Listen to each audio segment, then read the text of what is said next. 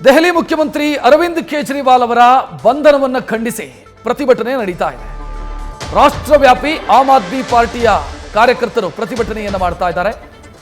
ದೆಹಲಿ ಸಚಿವೆ ಆತಿಶಿ, ಸೌರಭ್ ಭಾರದ್ವಾಜ್ ಇವರನ್ನ ಕೂಡ ಪ್ರತಿಭಟನೆಯಲ್ಲಿ ವಶಕ್ಕೆ ಪಡೆಯಲಾಗಿದೆ. ದೆಹಲಿಯ ಬಿಜೆಪಿ ಮತ್ತು ಇಡಿ ಕಚೇರಿಯ ಹೊರಗೆ ಸೆಕ್ಷನ್ 144 ಕೂಡ ಜಾರಿಗೊಳಿಸಲಾಗಿದೆ.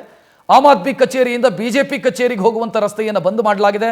ರಸ್ತೆಯಲ್ಲಿ ಬ್ಯಾರಿಕೇಡ್ ಹಾಕಿ ಪೊಲೀಸರು ಹೆಚ್ಚುವರಿ ಭದ್ರತೆಯನ್ನ ಕೂಡ ಒದಗಿಸಿದ್ದಾರೆ. ಪ್ರತಿಭಟನಾಕಾರರನ್ನ ಪೊಲೀಸರು ವಶಕ್ಕೂ ಕೂಡ ಪಡೆದಿದ್ದಾರೆ. ಅದಕ್ಕೆ ಸಂಬಂಧಿಸಿದಂತ ದೃಶ್ಯ ಕೂಡ ನೀವು ನೋಡ್ತಾ ಇದ್ದೀರಿ.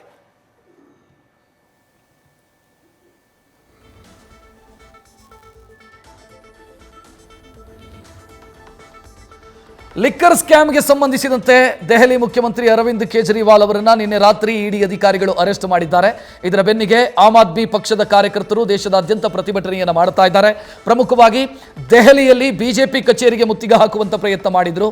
ಇಡಿ ಕಚೇರಿಗೆ ಅಂದ್ರೆ ಜಾರಿ ನಿರ್ದೇಶನಾಲಯದ ಕಚೇರಿಗೂ ಕೂಡ ಮುತ್ತಿಗೆ ಹಾಕುವಂತ ಪ್ರಯತ್ನವನ್ನು ಮಾಡಿದ್ರು. ಈ ವೇಳೆ ಪೊಲೀಸರು ಆಮ್ ಆದ್ಮಿ ಪಕ್ಷದ ಕಾರ್ಯಕರ್ತರು ಮತ್ತು ನಾಯಕರನ್ನ ವಶಕ್ಕೆ ಪಡೆದಿದ್ದಾರೆ. ಅದಕ್ಕೆ ಸಂಬಂಧಿಸಿದಂಥ ದೃಶ್ಯವನ್ನ ಕೂಡ ನೀವು ನೋಡ್ತಾ ಇದ್ದೀರಿ.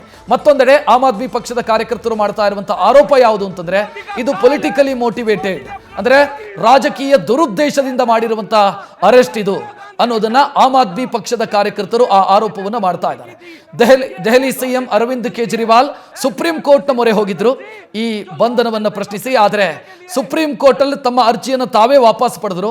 ಯಾಕೆಂತಂದ್ರೆ ಕವಿತಾ ಅವರು ಇದೇ ಕೇಸ್ನಲ್ಲಿ ಅರೆಸ್ಟ್ ಆಗಿದ್ದಂತ ಕವಿತಾ ಅವರ ಕೇಸು ಕೂಡ ಇವತ್ತು ಸುಪ್ರೀಂ ಕೋರ್ಟ್ ಅಲ್ಲಿ ಹಿಯರಿಂಗ್ ಬಂದಾಗ ಸುಪ್ರೀಂ ಕೋರ್ಟ್ ನಲ್ಲಿ ನ್ಯಾಯಪೀಠ ಹೇಳಿದ್ದು ನೀವು ಲೋವರ್ ಕೋರ್ಟಿಗೆ ಹೋಗಿ ಅಲ್ಲಿ ಇದನ್ನು ಬಗೆಹರಿಸಿಕೊಳ್ಳಿ ಎನ್ನುವಂತ ಸೂಚನೆಯನ್ನ ಕೊಟ್ಟಿತ್ತು. ಅದೇ ಕಾರಣಕ್ಕಾಗಿ ನನ್ನ ಅರ್ಜಿಗೂ ಕೂಡ ಇದೇ ಗತಿ ಬರುತ್ತೆ ಅಂತ ಭಾವಿಸಿದಂತ ಊಹಿಸಿದಂತ ಅರವಿಂದ್ ಕೇಜ್ರಿವಾಲ್ ಅದನ್ನ ಲೋವರ್ ಕೋರ್ಟ್ ಅಲ್ಲಿ ಪ್ರಶ್ನೆ ಮಾಡ್ತೀವಿ ಅನ್ನೋ ನಿರ್ಧಾರವನ್ನು ತೆಗೆದುಕೊಂಡಿದ್ದಾರೆ.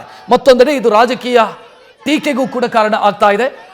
ಕಾಂಗ್ರೆಸ್ ಆಮ್ ಆದ್ಮಿ ಜೊತೆಗೆ ಮೈತ್ರಿ ಮಾಡಿಕೊಂಡಿರುವಂಥ ಕಾಂಗ್ರೆಸ್ಸು ಇದನ್ನು ಪ್ರಶ್ನೆ ಮಾಡಿದೆ. ನಿನ್ನೆ ರಾಹುಲ್ ಗಾಂಧಿ ಅವರು ಟ್ವೀಟ್ ಮಾಡಿ ಇದು ಪ್ರತಿಪಕ್ಷದ ಬಾಯಿ ಮುಚ್ಚಿಸುವಂಥ ಪ್ರಯತ್ನ, ಬಂಧನ ಮಾಡೋ ಮುಖಾಂತರ ದೇಶದಲ್ಲಿ ಪ್ರಜಾಪ್ರಭುತ್ವಕ್ಕೆ ವಿರುದ್ಧವಾಗಿ ಕೇಂದ್ರ ಸರ್ಕಾರ ಹೋಗ್ತಿದೆ ಅನ್ನುವಂಥ ಆರೋಪವನ್ನು ಮಾಡಿದರು. ಈಗ ದೇಶದಾದ್ಯಂತ ಆಮ್ ಆದ್ಮಿ ಪಕ್ಷದ ಕಾರ್ಯಕರ್ತರು ಕೂಡ ಪ್ರತಿಭಟನೆಯನ್ನು ಮಾಡ್ತಾ ಇದ್ದಾರೆ. ಅದಕ್ಕೆ ಸಂಬಂಧಿಸಿದಂಥ ದೃಶ್ಯ ನೋಡ್ತಾ ಇದ್ದಾರೆ.